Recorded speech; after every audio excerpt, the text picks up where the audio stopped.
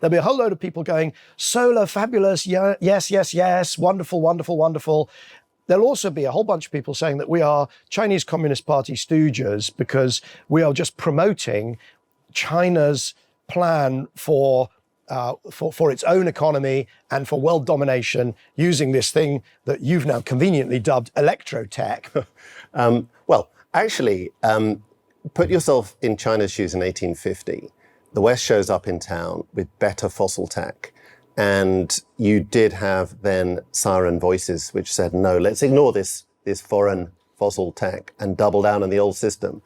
And it didn't end well for them. They had a century of humiliation. I think part of, as they call it, I think part of the argument we're now making to the West is wake up, because this is the future. This is a better series of technologies. China is leading, and we need to get involved.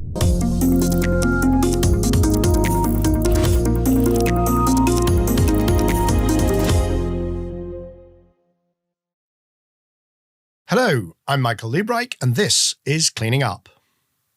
Now, what many of you out in the audience may not know is that Cleaning Up is more than just a podcast and a YouTube channel. We also host a series of events around the world in different cities, bringing the Leadership Circle members together with senior decision makers from the worlds of industry, finance, government, and civic society. So I'm here in Berlin hosting a breakfast. And I've invited Kingsmill Bond, director and strategist at Ember, to come and present his new report on the Electrotech Revolution. So I'm delighted to be able to offer the first part of the proceedings, which is my conversation with Kingsmill, as an episode here today. So please welcome Kingsmill Bond to Cleaning Up. Kingsmill, thank you so much for joining us here this morning in Berlin. Can we start in the way that we always do, which is you introduce yourself in your own words? Sure. So my name is Kingsmill Bond. I'm a strategist at Ember.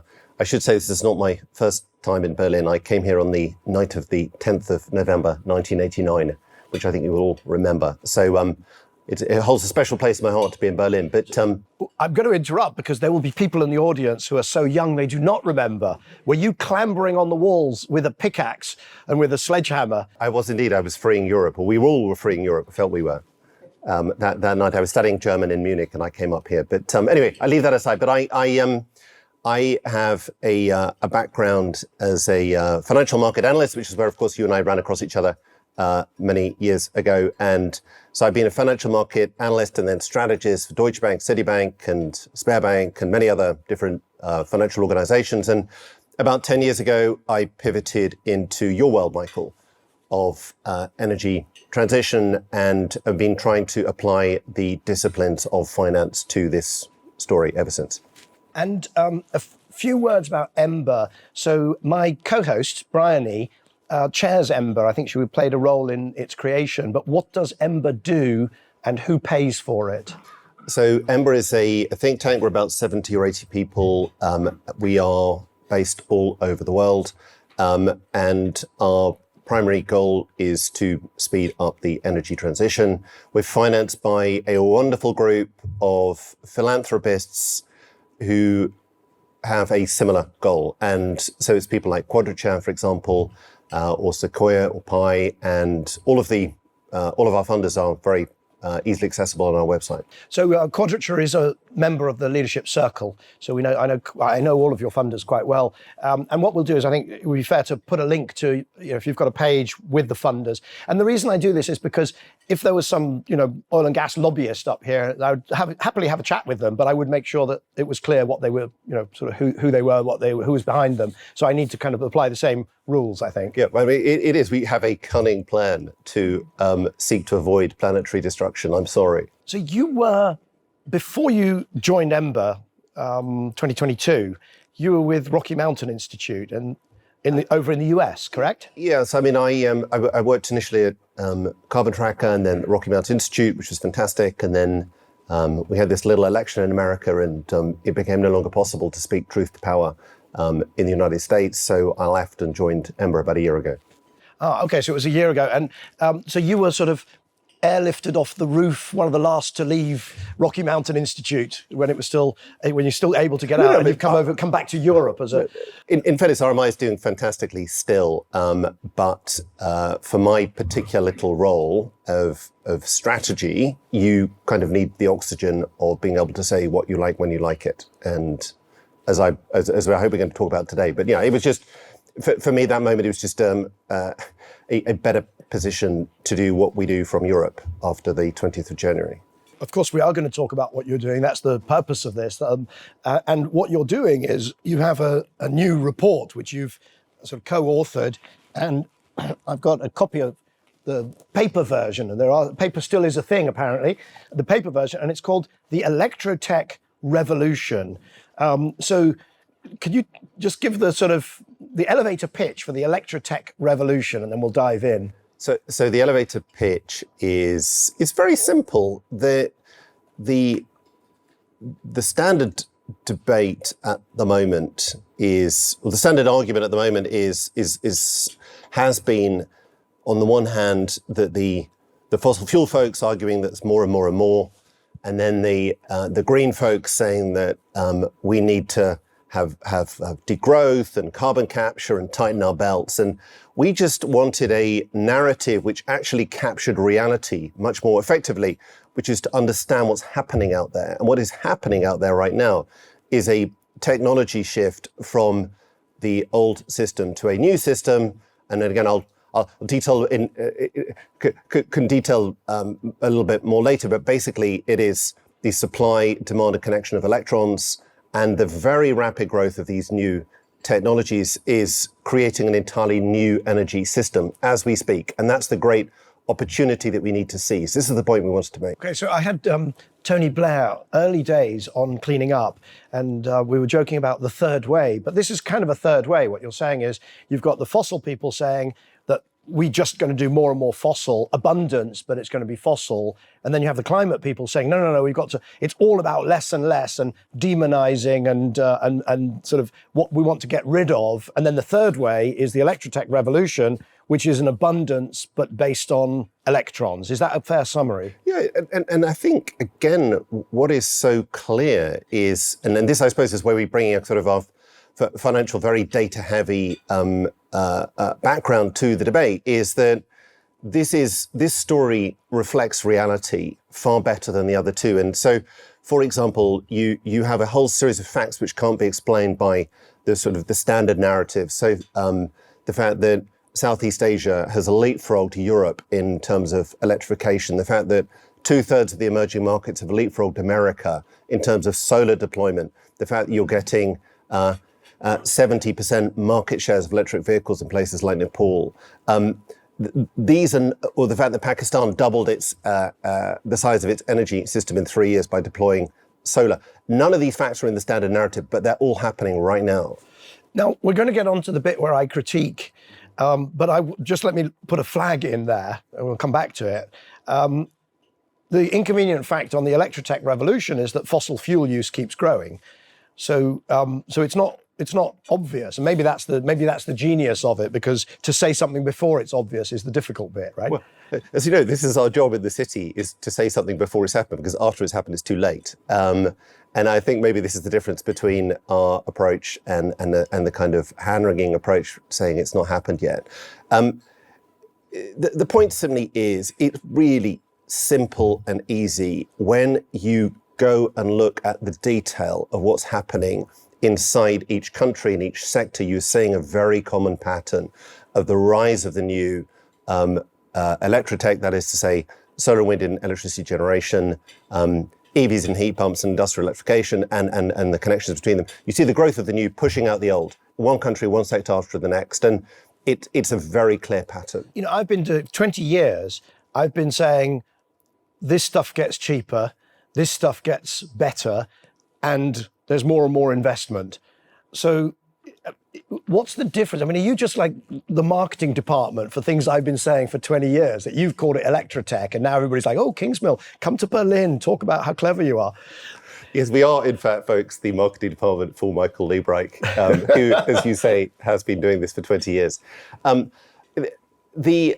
I think all we tried to do here is reframe the debate a little bit and say, and do just bring a little bit of systems thinking to the discussion, and say, we need to stand back a little bit. There are a whole series of debates which we should not have been having because they're not relevant to the story. I mean, the classic example is carbon capture, or as you pointed out, Michael, hydrogen, the hydrogen souffle, and we've been charging down a series of paths. We want to step back and say, actually, you've got to split the energy system into two parts: production of electricity, where change is happening very quickly, and then electrification, where it is happening in some countries but not in others. And we desperately need to think a lot more about the second part. Oh, and the two examples that you give, CCS and hydrogen, it's absolutely clear that they are attempts to continue burning things. That is the combustion economy, right? If you can burn it but capture the carbon, or you can burn something else. So it's a focus on burning, isn't it? Yeah, and it's an absolutely fake answer. And it's just tragic that so many clever people and so much time and talent has been poured into an obvious dead end. So if you want to take the very big picture framing of this, we, humanity, have been burning stuff for tens of thousands of years. And now for the first time in history, we've figured out a way to harness and use the power of the sun direct without burning it ourselves. And that's the great story. And that's what we need to be leaning into, not these sort of ersatz, fake ways of maintaining the old status quo. The key page, the one that made me think, actually, I think I do need to get Kingsmill on the show, because he's not just talking about it gets cheaper, which we all know, and it gets better and so on. But the page that made me think, okay, there's something going on here, and he's put his finger on it, is the page that says new ways of producing electricity, new ways of storing and distributing it, and new ways of using it. So that's the system, because then you've got the whole business system, and you've got these charts, and all of your charts in the whole book. And by the way, we should also say that there is online, you can download all the charts, and we'll put a link in the show notes to your slide deck. But all of the charts go up and to the right, all the electrical ones, all the fossil ones go down to the right. So it's you don't need to download anything, because that's basically that's what the book looks like. But there's this page where it just shows new ways of producing that do this, new ways of storing and transporting, and then new ways of using. And then I thought, okay, that puts the finger on something that is pretty profound. Yeah, I think the key point here is as so often in technology shifts, and Carlota Perez, for example, is the most brilliant exponent of this, the Venezuelan academic. You get different technologies coming together at a similar moment to drive change. And the classic example is that solar was kind of reaching its limits of deployment, and then the evolution of then batteries got cheap enough to mean that you could back up solar with batteries. So suddenly the combination of these two technologies is more than the sum of the parts. So you've got in the book, one of the pages, it's Carlota Perez has got this kind of 5 stages model. Yeah, so you've got the Industrial Revolution, steam and rail, steam and electricity, oil and mass production, and then digital. And you rather cheekily just sort of tacked us, and then there's the Electrotech Revolution. And just sort of, so you borrowed her 5 and trumped her, and sort of seen her 5 and added 1. I mean, it's a bit simplistic, isn't it? Well, it is. And actually, I talked to the great Carlota before we had the temerity to do this. And she disagreed with me, for what it's worth. She was like, no, we're still in the middle of the IT revolution.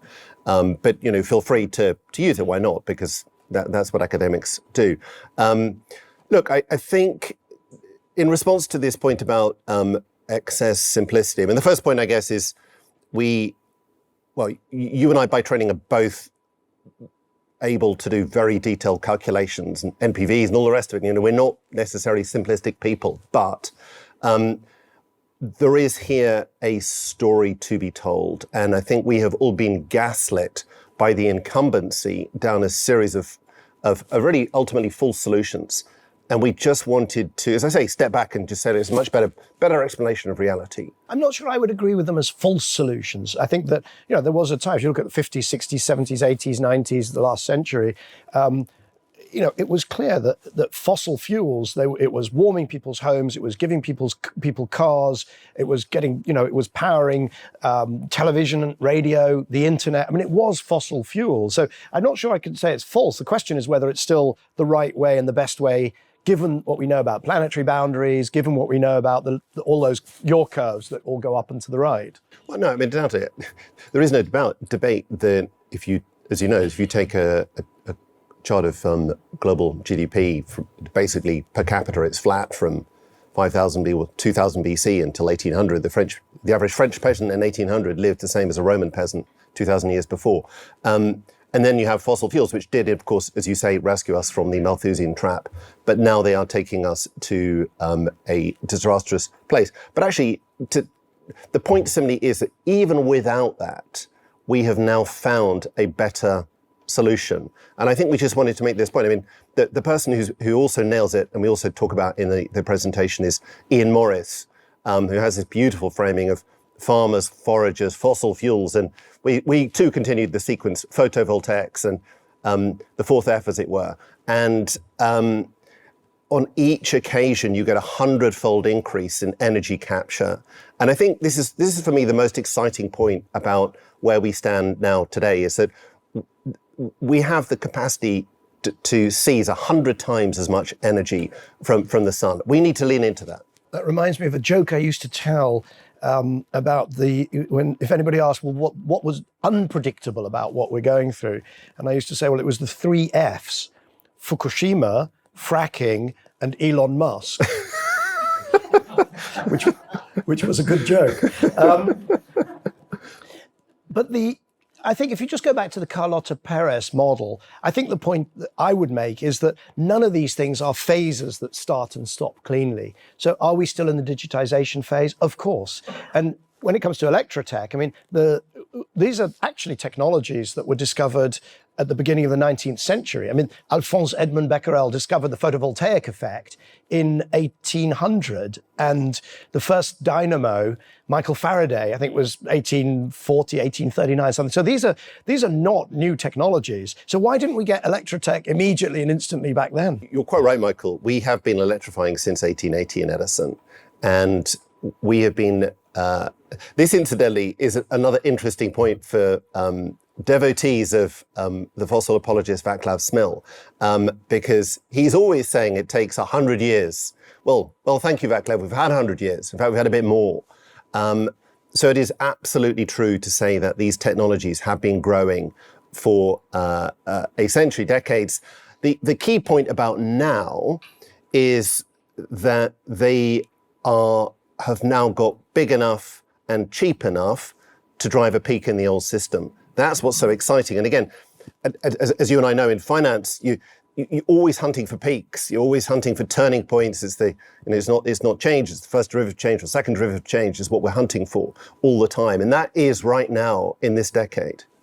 And I think that's something that's very interesting in a bunch of your charts, is examining that peak, because you do have fossil fuel use and emissions continuing to grow. But what you've done is get underneath the skin of that and to say, why are they continuing to grow? And and what's actually driving that is a very small subset of everything out there. Yeah. So again, if you split the energy system into two components, so the production of electricity and then the electrification of everything, so that's final energy. And then look under the hood at what's happening. Well, first of all, at a country level, the OECD fossil fuel demand peaks in 2008. I mean, German fossil fuel demand peaked even before then. So at a country level, you're getting these very, very clear peaks. But at a system level, when you look at final energy, it's not necessarily widely appreciated, but we haven't had any growth in the fossil fuels for industrial energy since 2014. We haven't had any growth in building fossil fuel energy since 2018. And basically since 2019, we've been on a plateau for road demand as well. So in all three areas, are very, very clear signs of peaking. In the electricity sector, which is really the only primary driver of rising fossil fuel demand over the last 6 years, almost all of that has come from one country, which is China.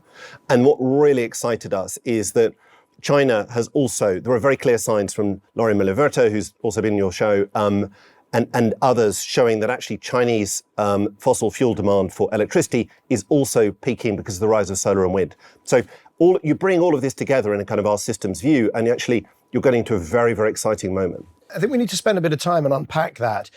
It actually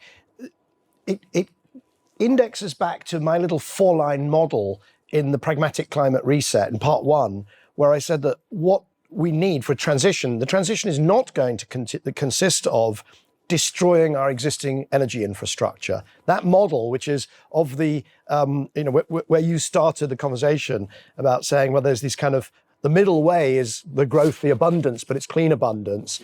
That second piece, which is the climate activists' view, we have to destroy things, we have to stop doing fossil. But actually, if we just are growing clean, that was what I modeled.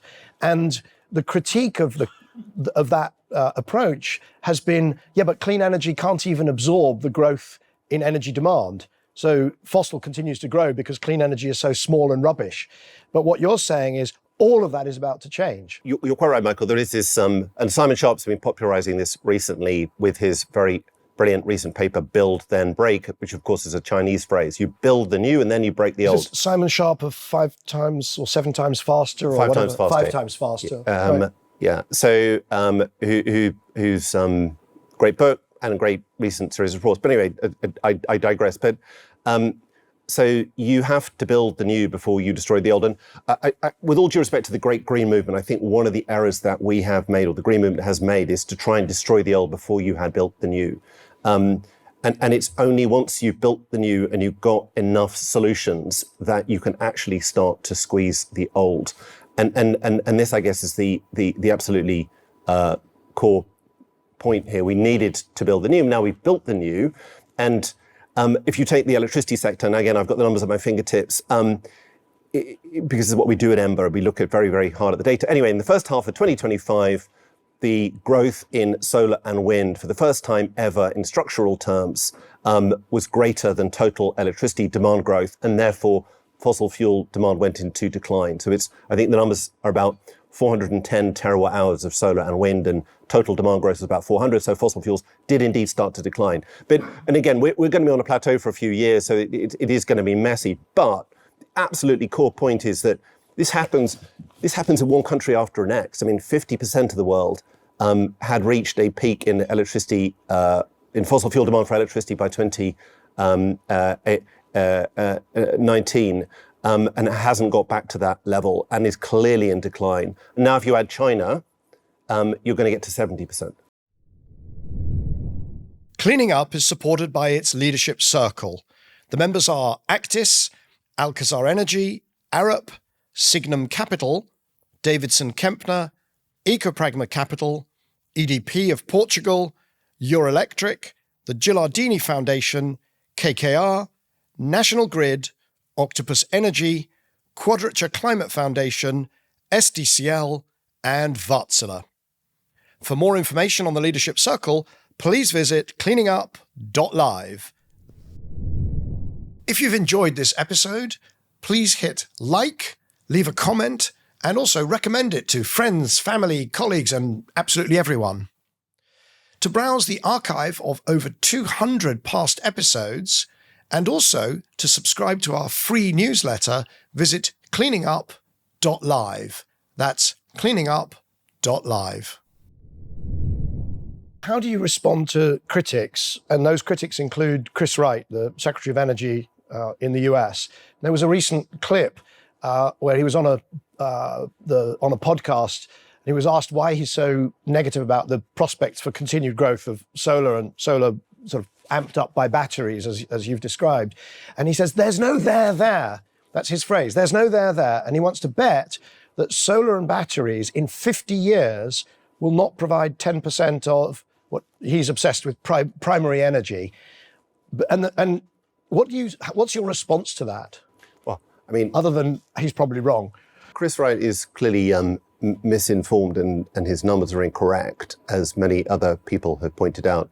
I think he famously said that if you carpeted the world with solar, then you would provide only 20% of energy, and he's wrong by a factor of 1,000, which is slightly concerning.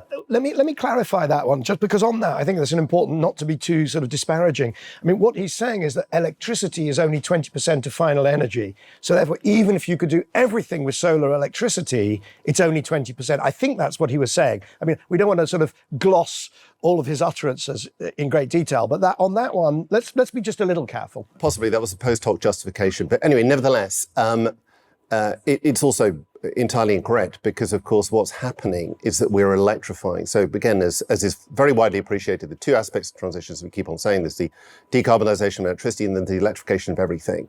And if we were to stagnate, then so the world at the moment is about 22% electricity as a share of final demand. China's got to 30. Final energy, I will kind of come in there, because final energy is not useful energy. There's still a big difference between those two. I'm always going to point that out. No, well, thank you, Michael. But yes, keep going. But actually, sorry, electricity is about 35% of useful energy. There we go. Which is another chart we have in the piece, forgive me. So electricity, the question facing us all now, and it's particularly poignant question in Europe, is how do we increase electrification? Because in Europe it's been stagnant, and in Germany it's been stagnant around 20% since 2008 actually. And the core task I would suggest now is to increase the electrification rate. I want to come back to that. I just want to return to this point about the peak, because it's such an important, I mean, if you're right, if we're right, then dramatic things are about to happen. And that's why this stuff is so important, because the future, even in the next 5 years or the next decade, completely doesn't look like the past if there's a peak. So we talked about electricity and how even in China now, the growth of the new is displacing fossil in electricity. Transport, you ran through some things very quickly. And why is transport about to hit a peak? So in the transport sector, as you know, so for many years, you've had this continued efficiency gain taking place in the transport sector. And now, of course, electric vehicles have come into the mix. And electric vehicles are now displacing this year, according to the IEA, I think about 1.5 million barrels of oil. It's going to be 5 million barrels of oil a day being displaced, according to the IEA, by 2030. And the point to me is that is enough in a very low growth system to mean that the growth stops. But how do you respond then to the sort of Saudi Aramco and OPEC view that, you've got a middle class that's emerging, that's getting rich around the world, and, yes, we'll have sort of a little bit of electric cars in rich places like Europe. I mean, this is the model that they're kind of working on.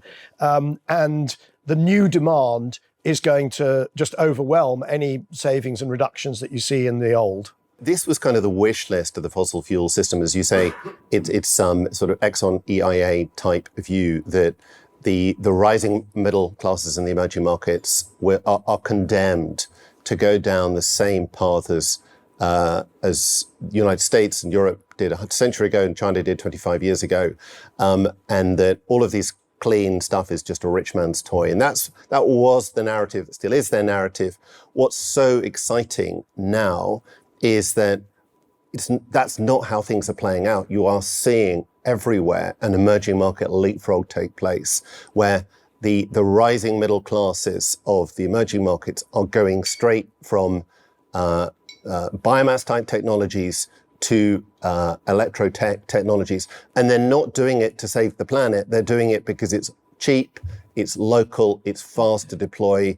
And in a sense, this is exactly what we've seen so many times in other technology revolutions. We don't have to replicate the old. We can go straight to the new. You've got some wonderful examples in there of Nepal and places like that buying more electric cars than fossil already. So it's quite extraordinary. Yeah. So the numbers the New York Times talks about, for example, of Nepal, 90% share of electric vehicles, and Vietnam, and then these extraordinary numbers coming out of Pakistan and Africa now. Yeah. I would love to take the time to plug PragmaCharge, my electric HGV truck charging business, because we're going to do the same thing in trucks.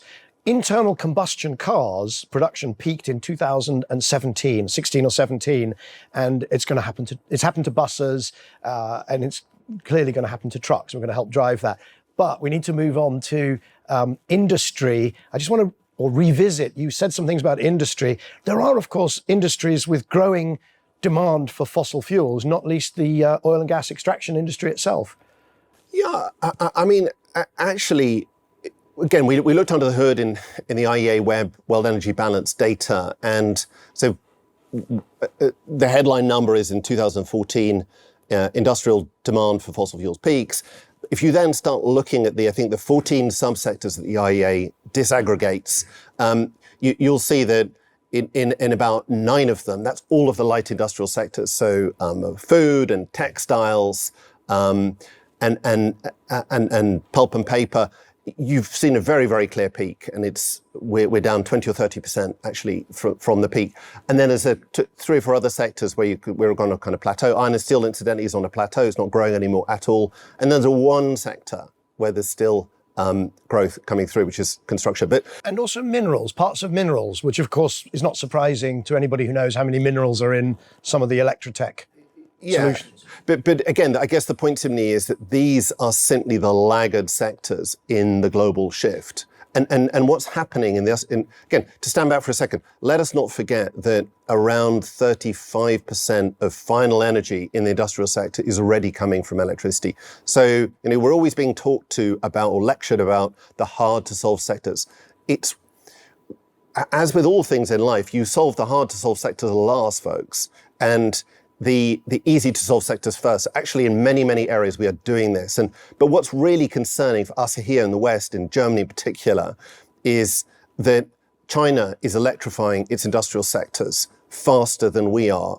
And for countries which have been, the pioneers in building out the technology for the fossil fuel system, the hardware, is vital to pivot to the electrotech technology. So I want to come on to sort of industrial strategy and geopolitics just in a second. But if we could go back to now this process of the 2 vectors, you call it, yes, of decarbonisation. So you clean up electricity and you electrify. And I agree entirely, and I've been banging on about it for quite some time. Some of those industrial sectors that you say are already past peak fossil fuel demand, all the light engineering, the laundries and the pulp and paper, lots of the food industry. I mean, the amazing thing is they're past the peak of fossil fuel use, but they haven't yet switched to heat pumps. I mean, it's absolutely extraordinary. Well, as you know, Michael, we all know there's a real deficit of data on heat pumps in the industrial sector. So if anyone's got it, please do send it to us. But yeah, it is, we have a long way to go, and we can do a lot more to speed up change in all of these sectors, for sure. I'll put you in touch with Paul Kenny, who runs the European Heat Pump Association. If he hasn't got the data, nobody's got the data. I'm pretty sure they don't. We've been chasing them for ages. Very interestingly, sorry, as an aside, I don't know if you noticed that I redrew the famous Lawrence Livermore-Sankey diagram, which has got something missing on it. And what it's got missing on it is actually the ambient heat that goes into heat pumps that performs useful energy services and is completely missing. So if your energy comes from geothermal or solar or coal or oil or whatever, it's on the Sankey diagram. If it comes from the air, if it comes from the water, it's simply not there. And it's about 1.5% of useful energy in the US already. So it's 1.5% of primary energy. It's about 3% of useful, and it's simply not on the Sankey diagram. Unbelievable. I listened to your episode on that. It's a very brilliant point. Yes, true. So let's talk about then, China has popped up in this conversation a number of times. And I know that when this episode goes out, the comments are going to be full of 2 sorts of people, lots of thoughtful people as well, 3 sorts. One lot will be thoughtful. There'll be a whole load of people going, solar, fabulous, yeah, yes, wonderful, wonderful, wonderful. There'll also be a whole bunch of people saying that we are Chinese Communist Party stooges because we are just promoting China's plan for its own economy and for world domination using this thing that you've now conveniently dubbed Electrotech, but it's actually a stalking horse for Chinese world domination. Well, actually, put yourself in China's shoes in 1850. The West shows up in town with better fossil tech. And you did have then siren voices which said, no, let's ignore this foreign fossil tech and double down on the old system. and it didn't end well for them. They had a century of humiliation. I think part of, as they call it, I think part of the argument we're now making to the West, grandly stated, is wake up, because this is the future. This is a better series of technologies. China is leading, and we need to get involved and we need to compete. And actually, there are plenty of areas where, be it in software or cabling or services, where Europe and the US can compete, and we need to do so before it's too late. The great news for Europe is that actually it's very good at a lot of the core technologies of Electrotech. I mean, I think, how can I put it?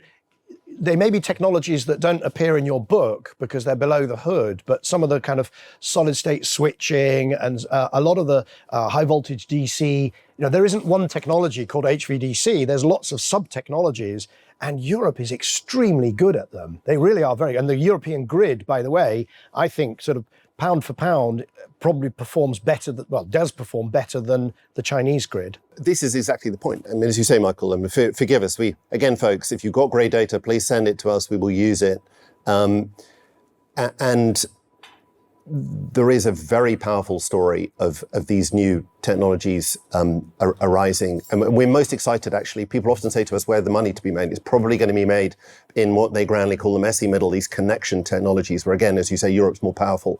And we need to lean into that stuff and grow it and also have, I think, to a degree, the courage of our convictions that this is the future. And let's avoid the blind alleys. Yeah, so I think part of what you're saying is that this is inevitable because it's sort of, it's better, not only so each individual bit is better, but also it's now coming together as a system. And so this shift is inevitable. And inevitable is a very big word, and it's a very important word in terms of, because strategically, if something's inevitable, you have to react to it. If it's not inevitable, you can choose to ignore it. Yeah, so again, people don't like the concept of inevitability. Clearly, nothing is inevitable, and individual countries can, just like North Korea, avoid the technology race changes which are going on elsewhere if you really want to. What we did is we did a little bit of first principles thinking. We said, look, there are three fundamental factors. You have physics, economics, and geopolitics, which are driving this change. And they are very, very powerful forces. It takes a lot to resist them. I think a lot of things are inevitable. I mean, the example you gave of North Korea, that they still have to use fossil fuels, they still have to use digital technologies. That, there is an inevitability about, in a sense, physics and the resulting microeconomics.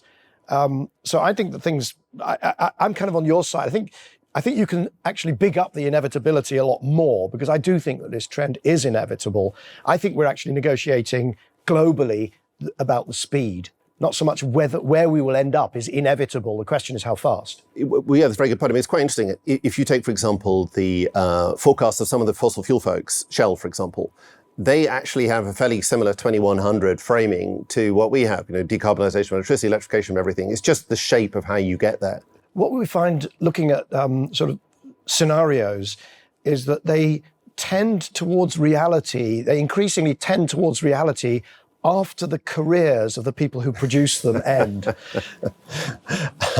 Look, I think the other thing, totally relevant to this, is that let us not forget that this is not a tabula rasa. We do sit on an enormous fossil fuel system. And therefore, as change goes from growth to decline, there will be very profound consequences. And that is also very rarely in the debate. So I promised that I would get onto some critiques but I mean, I've been critiquing and chip-shotting away throughout the conversation. But you are very optimistic. I think you do agree that this is kind of inevitable. This is the trend, that China is at the moment out there in front, but that Europe will figure it out, or it is kind of figuring it out and has great strengths, and the US will also, presumably in your world, at some point wake up to the idea that fossil fuel plus AI is not a strategy for the electrotech age. I don't actually think we are especially optimistic. We are, if we choose one word, it's realistic. We're trying to be right. I mean, again, we teach you in finance, it's much better to be right, roughly right, than precisely wrong. And we are trying to reflect what's actually going on out there. And I wouldn't say it's very optimistic, because we're going to get very close in this framing. We're going to get pretty close to 2 degrees. And we've been critiqued on the green side by not being sufficiently optimistic. But as I say to my friends, it's like, we're not saying what we want to happen or what should happen, but what is happening.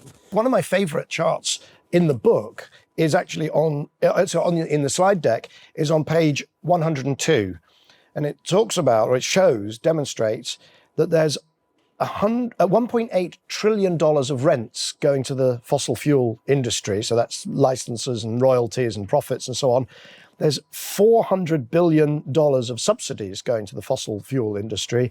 And there's $160 million per year being spent lobbying in the US alone by the fossil fuel industry. So is there a scenario where this can actually be disrupted either by all of that or by China not putting controls on rare earths and trying to play it, in a sense, too aggressively for its own benefit? Well, first of all, let us be clear.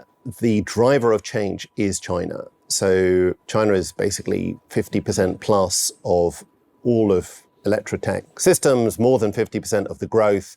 The US, in contrast, is 10% of the system and less than 10% of the growth. So the US was a laggard, remains a bit of a laggard in the energy transition. It's a transition made in China and cascading out of China.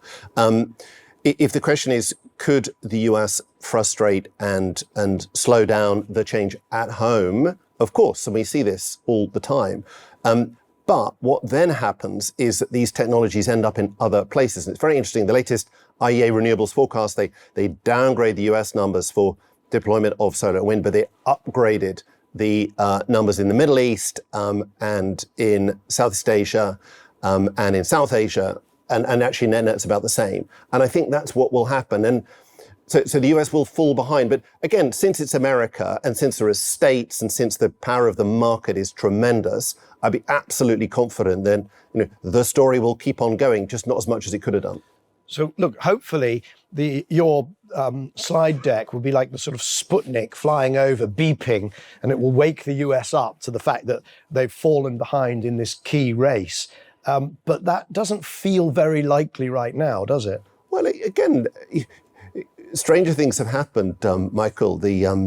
President Trump may yet pivot and decide that actually this is the way that he's going to get energy to the AI, which is such a very large topic of conversation. Because if you want to get quick energy, you need something easy, which is solar.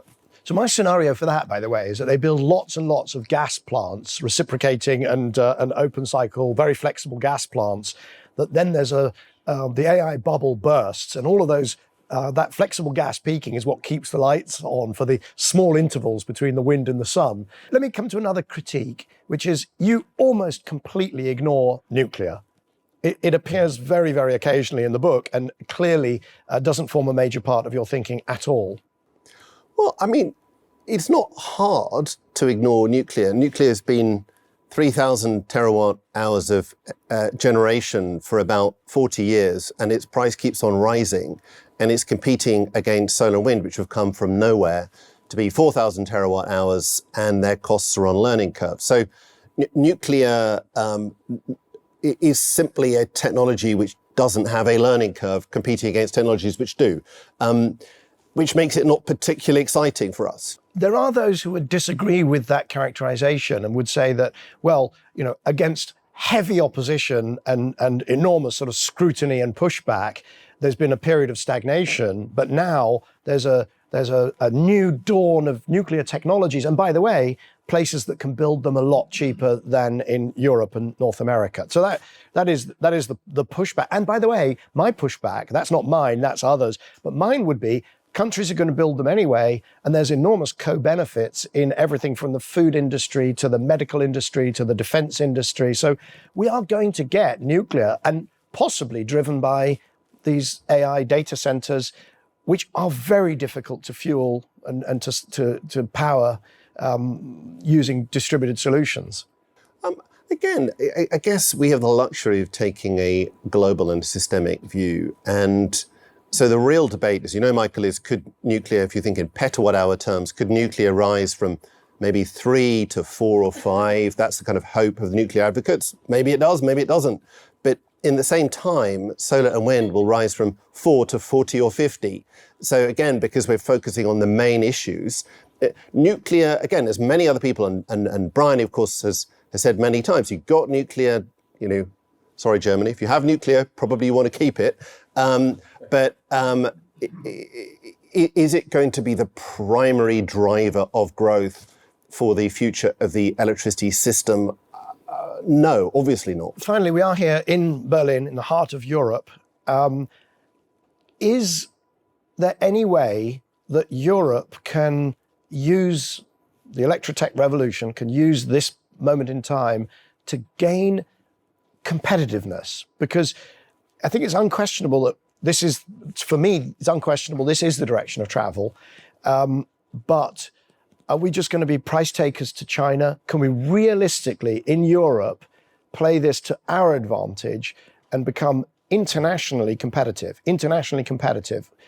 Not just in these technologies, but right across the board in everything that we do, because energy is just the input into the economy. So I think the key thing about Europe is we have made a mistake by seeking to optimize carbon immediately in this transition.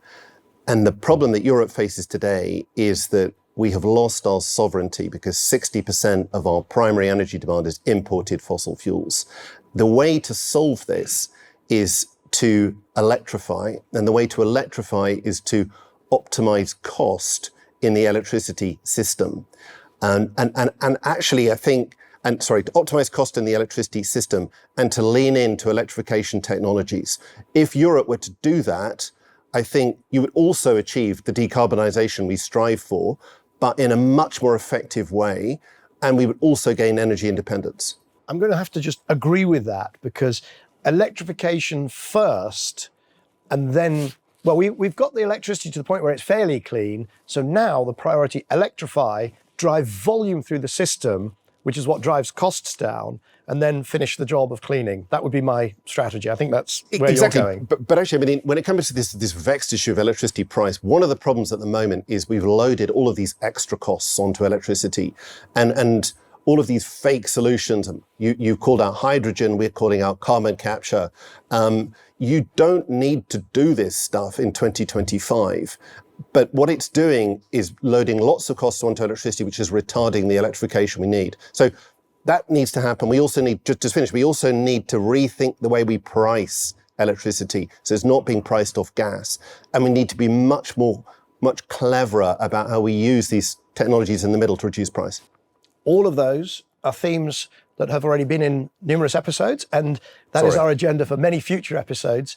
Hopefully at some point also we'll have you back on the show to talk about them in greater depth. Kingsmill, thank you so much for joining me here today in Berlin. Thank you, Mike. So that was a special episode, me in discussion with Kingsmill Bond at a breakfast for the leadership circle in Berlin. Now, we mentioned too many resources to put links in the show notes to all of them, but we will, of course, link to Ember's Electrotech Revolution report, as well as to my 2 pieces on the pragmatic climate reset. I'd like to thank our producer, Oscar Boyd, our video editor, Jamie Oliver. Special thanks to Alex McInerney, our events organizer, who dealt with all the logistics of the breakfast and also filming. Thanks to the Leadership Circle members, those who were in the room as well as those who couldn't make it. Thanks to you, the audience, for spending time with us here today. Please join us later this week for the normal episode of Cleaning Up. Cleaning Up is supported by its Leadership Circle. The members are Actis, Alcazar Energy, Arup, Signum Capital, Davidson Kempner, Ecopragma Capital, EDP of Portugal, Euroelectric, the Gilardini Foundation, KKR, National Grid, Octopus Energy, Quadrature Climate Foundation, SDCL, and Wärtsilä. For more information on the Leadership Circle, please visit cleaningup.live. If you've enjoyed this episode, please hit like, leave a comment, and also recommend it to friends, family, colleagues, and absolutely everyone. To browse the archive of over 200 past episodes, and also to subscribe to our free newsletter, visit cleaningup.live. That's cleaningup.live.